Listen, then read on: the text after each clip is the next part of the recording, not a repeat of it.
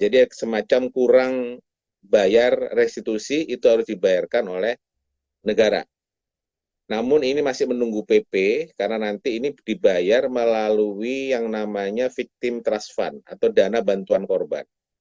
Dana bantuan korban ini sedang digodok PP-nya dan insya Allah nanti PP ini akan menugaskan LPSK untuk membayarkan kompensasi khusus kepada korban tindak pidana kekerasan seksual. Jadi termasuk tindak pidana kekerasan seksual yang terjadi di tempat-tempat pengungsian misalnya, itu mereka juga berhak untuk mendapatkan kompensasi. Kalau pelaku tidak bisa membayar atau tidak mampu membayar, maka itu harus diambil alih oleh pemerintah atau diambil alih oleh negara untuk membayarkan kompensasinya tersebut. Lanjut.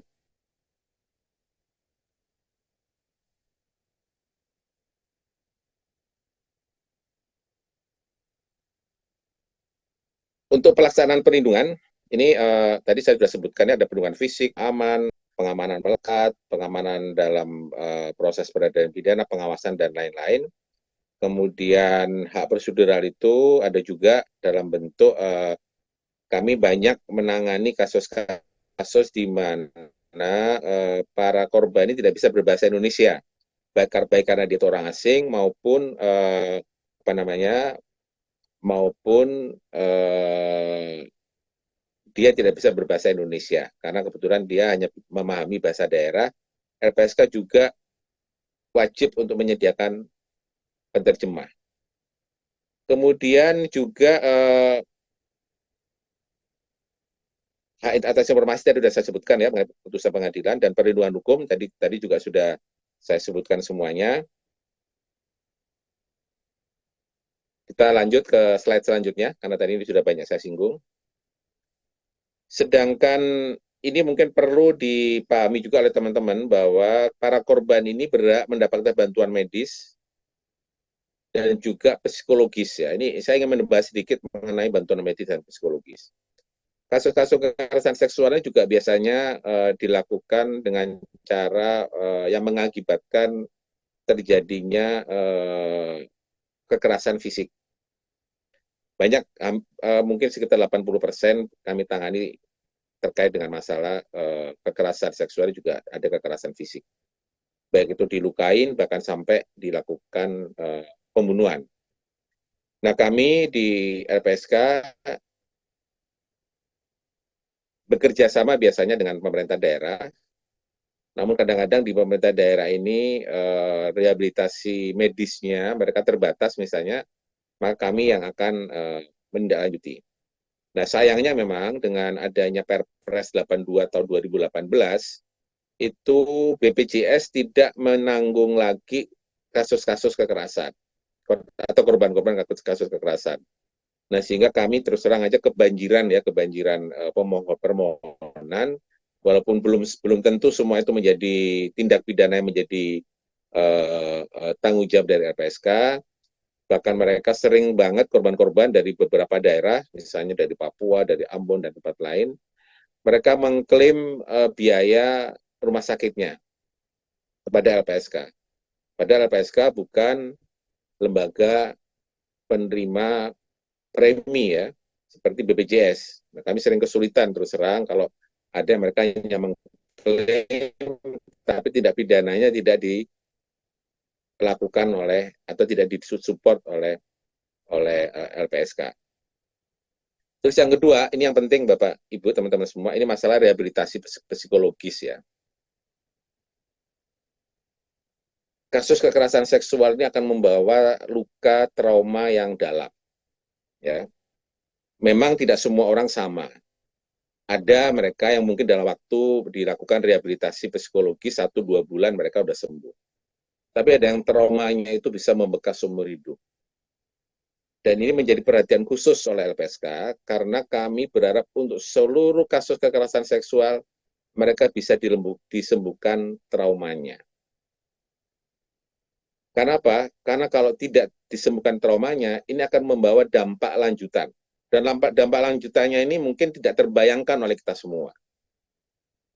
Dampak lanjutan terkait dengan penyembuhan psikologis yang terhambat untuk korban-korban kekerasan seksual ini sangat beragam. Mereka bisa menjadi depresi, mereka bisa mungkin akan melakukan usaha atau tindakan mungkin bunuh diri di masa depannya. Karena mereka malu, merasa kotor, merasa dan mungkin mereka tidak pernah melaporkan kasus-kasus ini. Di beberapa daerah, di beberapa kampus, bahkan mereka berusaha dilakukan mediasi. Saya seringkali menyampaikan di dalam kampus-kampus bahwa kasus tindak pidana kekerasan seksual ini tidak ada yang namanya restoratif justice. Tidak ada yang namanya proses damai. Kan biasanya mereka daripada aib, udahlah kita selesaikanlah secara kekeluargaan. Itu tidak ada. Jadi kalau ada yang mengatakan bahwa kita berusaha restoratif justice bukan untuk kasus-kasus tindak pidana kekerasan seksual.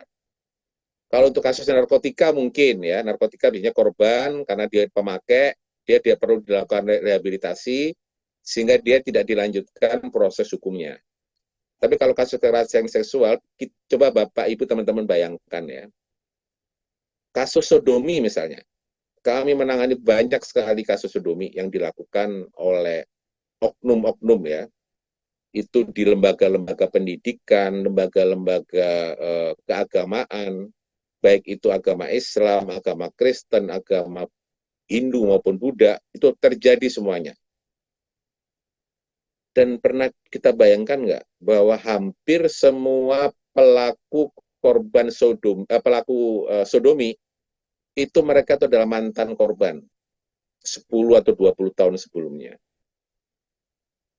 Kita bayangkan, apabila mereka tidak disembuhkan secara psikologis, mereka berpotensi menjadi predator di masa depannya. Mungkin teman-teman Bapak Ibu pernah mendengar kasus Reinhardt, warga negara Indonesia di Inggris beberapa tahun yang lalu, yang dia dihukum seumur hidup karena dia melakukan tindak pidana sodomi hampir lebih dari 200 orang. Dia umur 9 tahun itu pernah mengalami kekerasan seksual dari pamannya kalau tidak salah. Dan trauma ini kalau tidak disembuhkan Bapak Ibu ini akan kami sangat prihatin ya terutama di LPSK karena kami pernah menangani kasus orang oknum guru ngaji di satu daerah, korbannya ada sekitar 113 orang. Yang orang tuanya karena mereka hampir semua usia anak di bawah 10 tahun, yang mau direhabilitasi oleh LPSK hanya 6 orang. Jadi bisa kita bayangkan apa yang terjadi ke depan kalau mereka tidak dilakukan penyembuhan. Jadi untuk kasus ini, kasus kekerasan seksual adalah kasus sangat serius, ya. Ini sangat berpotensi menimbulkan masalah-masalah sosial maupun masalah hukum di masa depan. Kalau tidak ditangani oleh secara tuntas. Tidak mungkin LPSK bekerja sendiri, ya sehingga kami termasuk Mbak Ai Rosita ini mungkin yang dikenal oleh Bapak Ibu teman-teman semua, kami mempunyai beliau bersama-sama dengan saya di LPSK, kami mempunyai kegiatan prioritas nasional yang namanya perlindungan berbasis komunitas.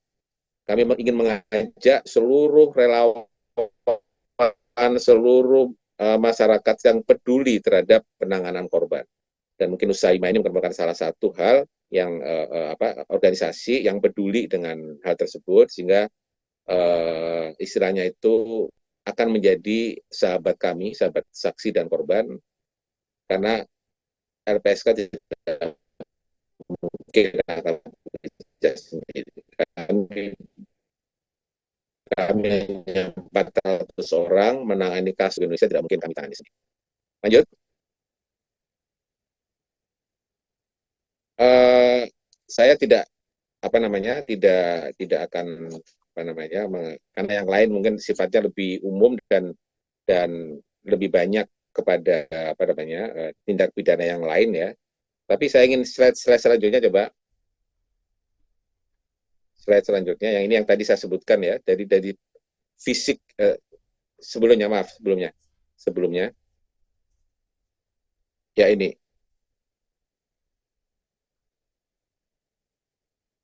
bukan, bukan, yang setelah ini, ya, penderitaan korban tindak pidana. Setelah ini lagi di bawah, setelah ini tadi sudah kelihatan tadi. Lanjut, lanjut. Ya, yang tadi saya sebutkan tadi, penderitaan korban tindak pidana ini termasuk kegiatan apa namanya penderitaan korban tindak pidana kekerasan seksual. Ini masalah fisik ya. Bahkan banyak kasus-kasus yang kami tangani itu mereka sudah mohon maaf, diruda paksa. Akhirnya karena mereka juga mendapatkan luka fisik, mereka bisa menjadi disabilitas ya. Kemudian juga luka saraf dan organ dalam. Bahkan ada beberapa kasus yang kami tangani ini masih usia anak, karena dia dilakukan udah paksa oleh orang-orang yang seharusnya melindungi, ada pamannya, ada kakeknya, ada bapaknya, ada yang kakaknya, ada yang adiknya.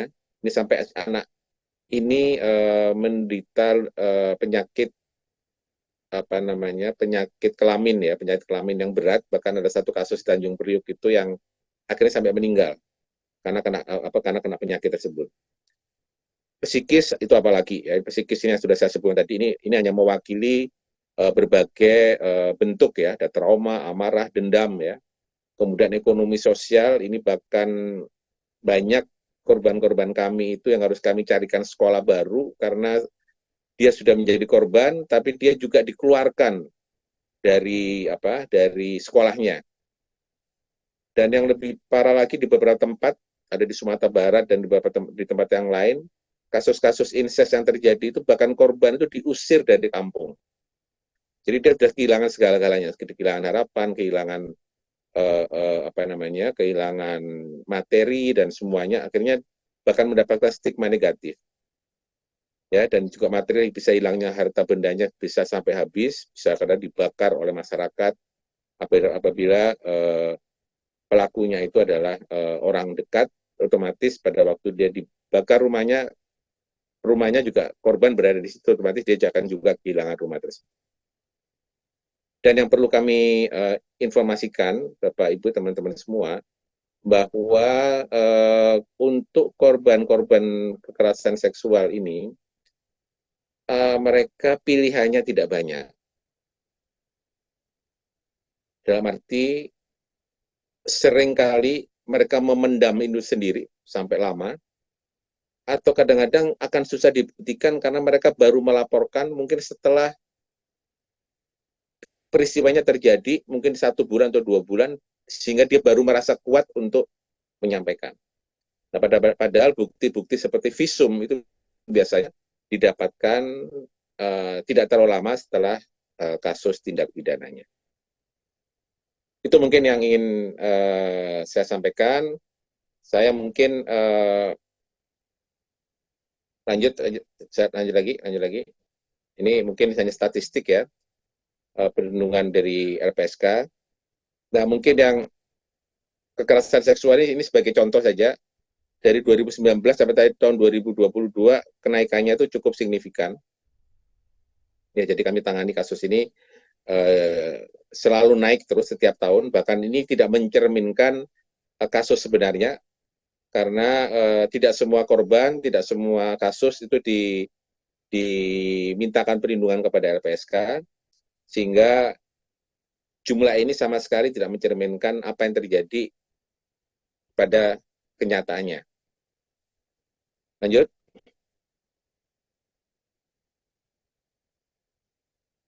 Nah, ini yang sedikit ya, ini yang mungkin terakhir yang ingin saya sampaikan, bahwa para pelaku tindak pidana kekerasan seksual ini adalah orang-orang yang seharusnya melindungi.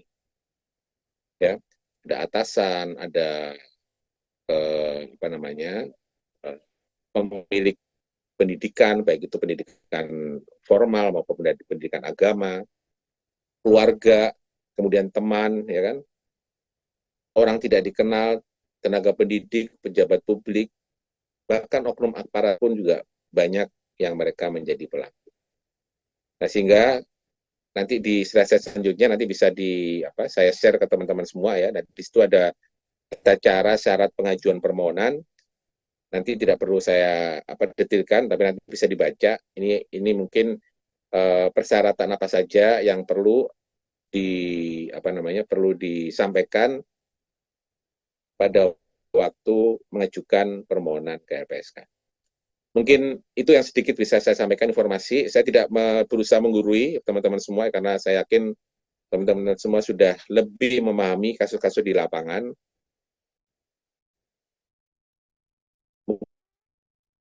Ini hanya sharing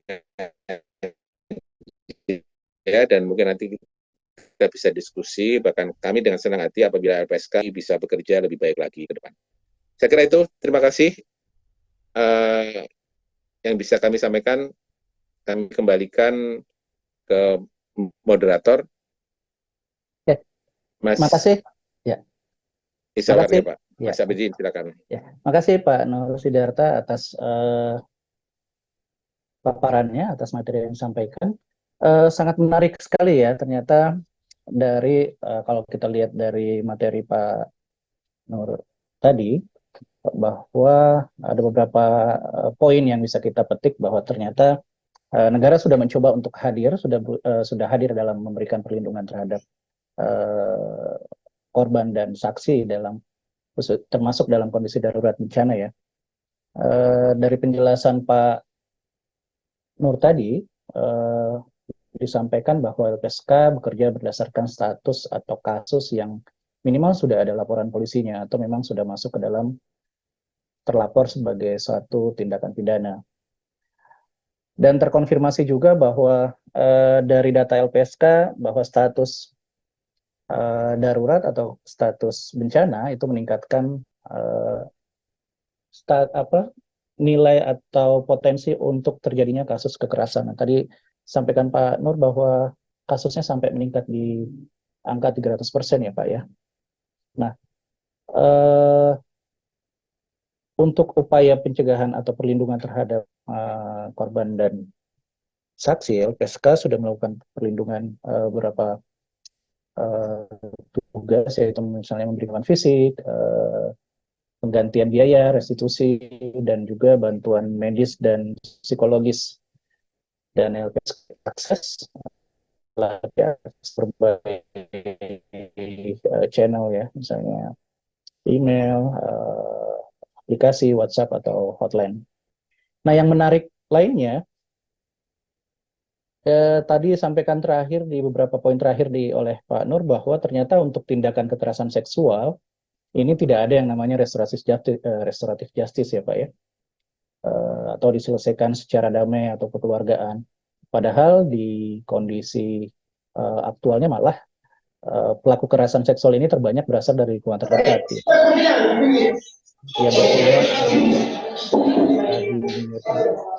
Yang berpeluang untuk dilakukan penyelesaian secara kekeluargaan atau di luar jalur hukum gitu. Dan sebagai aspek yang sangat berperan penting juga yaitu LPSK juga melakukan proses rehabilitasi sebagai upaya untuk memutus mata rantai kekerasan seksual ya. Itu. Oke, itu tadi beberapa poin dari yang disampaikan Pak Nur. Selanjutnya saya buka kesempatan untuk rekan-rekan untuk kita berdiskusi. Jika ada pertanyaan atau sharing pengalaman, kejadian atau penanganan kasus kekerasan khususnya untuk di kondisi darurat ya. Silakan jika ada yang ingin bertanya atau menyampaikan pendapat bisa raise hand.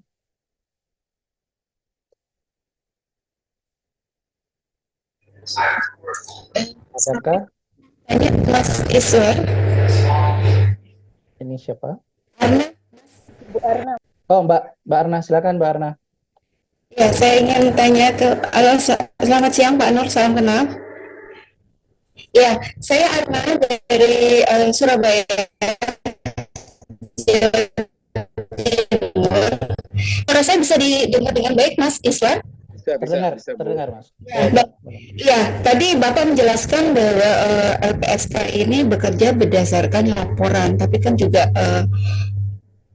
laporan itu juga banyak ya Pak ya. Jadi kalau saya dari Forum PLB itu melihatnya, apakah dari LPSK ini juga melakukan upaya-upaya untuk pencegahan terjadinya kasus, misalnya semacam sosialisasi atau apa, atau kalau saya boleh tanya apa yang perlu dilakukan oleh para pihak, karena ini tentunya kan menjadi tanggung jawab bersama ya Pak ya, apa yang perlu dilakukan para pihak supaya ini nanti ketika masyarakat berhadapan dalam situasi yang tidak bisa dikatakan tidak normal ya, misalnya itu situasi krisis atau bencana, itu masyarakat sudah siap, atau sekarang ini masyarakat ini yang rentan tentunya juga perlu diajak sekarang kan bagaimana bersiap diri gitu, kira-kira apa yang perlu dilakukan. Mudah-mudahan Pak Nur menangkap apa yang saya sampaikan. Terima kasih Mas Iswar, Pak Nur. Makasih Mbak Arna. Mbak Arna dari Forum PRB Jawa Timur ya. Ya, betul. Saya langsung saya jawab aja Mas Iswar ya. Silakan Pak Nur. Saya nanti bisa ini. Jadi begini, Ya.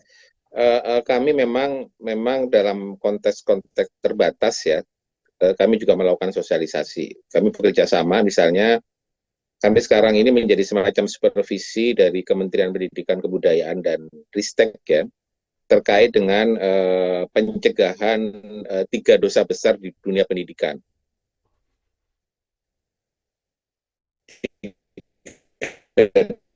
Dosa besar itu ada bullying, ada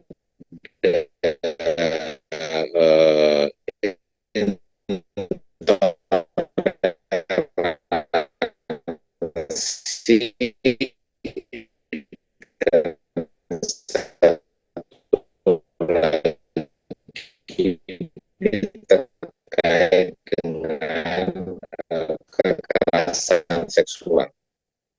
Ini kan juga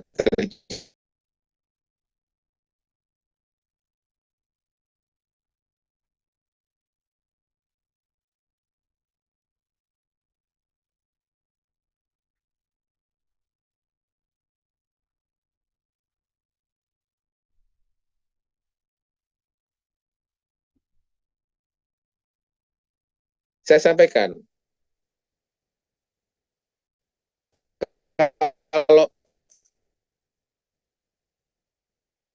kasus itu tidak diselesaikan, itu baru merupakan aib.